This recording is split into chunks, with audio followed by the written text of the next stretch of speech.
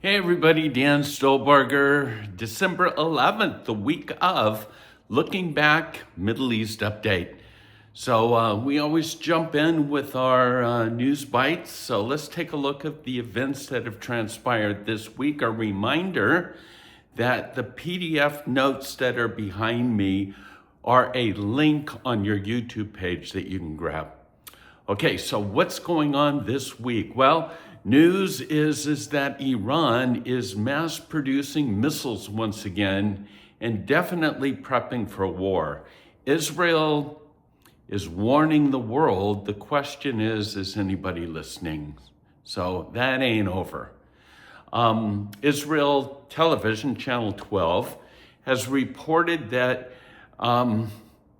there's no doubt in the minds of Israelis that Hamas, or the PIJ, the jihadists, the Palestinian jihadists, they know how to retrieve the remains of Master Sergeant Ron Gavilli. There's no doubt about it in their minds. Whether Hamas will do it or not, that's the big question. It's the last chip they have. Psychological warfare, you name it.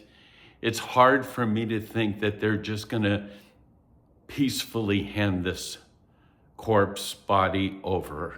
So once again, everything seems to be hinging on this Trump plan, the second phase, and Israel's demanding that all hostages are released. So we have to take the wait and see at this point in time. Coming out of Doha, crazy, the conference that's there, a terrorist conference in my mind. But the Muslim Brotherhood is saying the quiet part out loud. So listen carefully. Rashida Tlaib and Ilhan Omar, as members of the US Congress, they serve as tools to do what? Promote democracy? Wave the flag of the USA? No. They're tools to overthrow the United States government from Doha, from the stage. And then we talk about Hamas, and Hamas says it's ready. It's ready to discuss freezing or storing weapons. Notice the terminology. We'll freeze them or we'll store them, but we're unwilling to disarm. More on that in a moment. And then at the very end of this, I don't have time because this is just a news flash in a sense, but make sure you take the time to read the article about this generation, this worthy generation. It's a worthy read at the very end. It's the last article. So now we jump into the main articles for this week. Khaled Mashaal, the head, the senior official of Hamas, he's making it very clear, so please hear me despite all the other noise. The head of Hamas, the senior official, says in so many words in Arabic, we will never, ever disarm. We will never give up control in Gaza. That's it. Did you hear that news? The refusal to disarm? Probably not, because there's no English language major media outlet that's going to cover it. They're going to continue to turn a blind eye to Hamas's continued extremism and their embrace of violence. You heard it. This is just a real major blessing for us. The kibbutz in Be'eri sent a thank you note, and I just want to read it for all of you that have been part of Holy Ground's humanitarian aid, Israel Support Fund. Kibbutz Be'eri is rebuilding thanks to the prayers and volunteer support from around the world, especially from Christians and Jewish believers as a steady force helping the Be'eri community rebuild. Just over the last couple months, volunteers came to help harvest avocados, oranges, assist with daily tasks. Prayer groups across the nation have kept the kibbutz before God. And then a personal note, Shalom, Dan and Sharon, please see the video from Julani 13 and the receipt of, I won't tell you the amounts. Sharon, thank you so much for what you and Dan and your friends do for this country. Due to security reasons, they sent us a video of Julani holding up their fleece jackets, but due to security issues, I can't show that because of facial recognition. But a heartfelt thanks to all of you who have supported. Holy Ground has supported designated funds to go to the ISF, Israel Support Fund.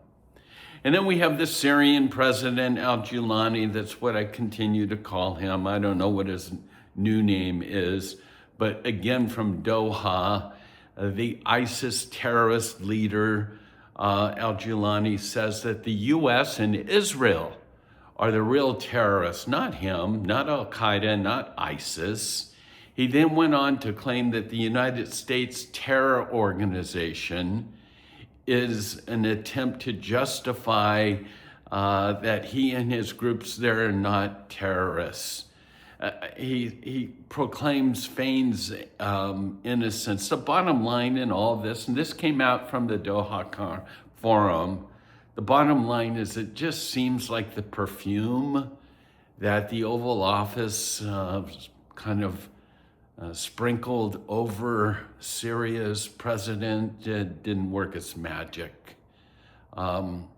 Literally, the former Al-Qaeda commander that oversaw the rape and slaughter and the kidnapping of Israeli civilians, for him to say that that doesn't qualify as terrorism, it seems like only when Israel defends itself does he suddenly remember. I don't know. Just again, my doubts concerning Al-Julani. Yellow line, take a look at the yellow line. Important for us to know that according to Israel, this is, let me step aside so you can see the map. The bottom line here is the yellow line is the new border line, serving as a forward defensive line for our communities and a line of operational activity. At least through Israel's eyes, this is the new border. And then, you know, when we were last in Israel last month, I mean, the weather was like in the 80s the whole time, and I was thinking it was going to be fall and winter, but a massive storm has come. And the article I just read stated that this is the real flood of Al-Aqsa.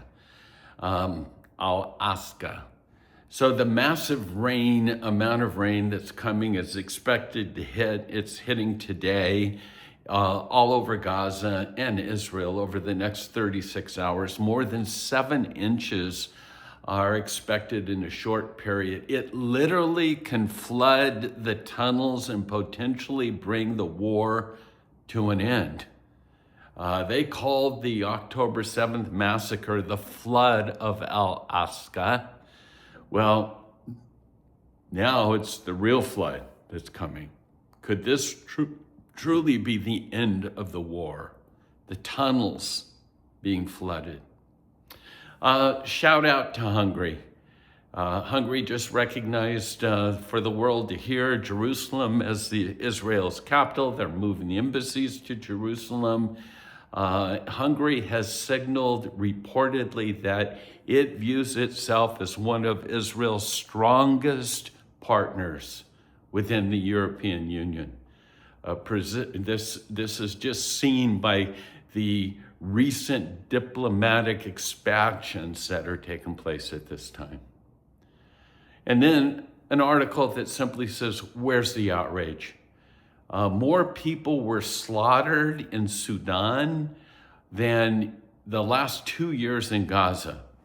Let me say it again. More people were recently slaughtered in 1 week in Sudan than in 2 years in Gaza. Did your mainstream media say a word? Have you heard about this? Did the UN issue a single outcry? Are there marches in the streets? Nothing. And then listen up. Because it seems that Black lives matter only when the killer fits a convenient narrative. When Black people massacre Black people, the world looks away. The same hypocrisy applies to Gaza. Hamas is killing Gazans, and yet the outrage is reserved only for what? Blaming Israel.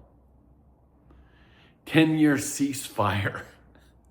You got all the noise, all the rhetoric, Hamas. We've already heard from the senior official, but according to a report, Hamas is signaling a willingness to consider a far-reaching agreement that includes a 10-year ceasefire, a freeze on the use of weapons, and the immediate transfer of civilian administration in Gaza to a techno body or whatever. Words, words, words. Don't bank on it. And then last article, this is just out today. Trump has mentioned now that this International Stabilization Force, the ISF, the proponents of that, or the people that will make that up, Trump is saying will come out early in 2026. So nothing to report on that at this particular time. So that, my friends, is our report for this week. Remember, I'll put it up on the slide here, that there is an article at the end that I think is a worthy read. Take the time to read that. Remember to pray for the peace of Jerusalem. And it's a weary world out there. And may our weary world come to rejoice because believers and Christians are sharing the news of Emmanuel, that God truly is with us. So God bless you and shalom.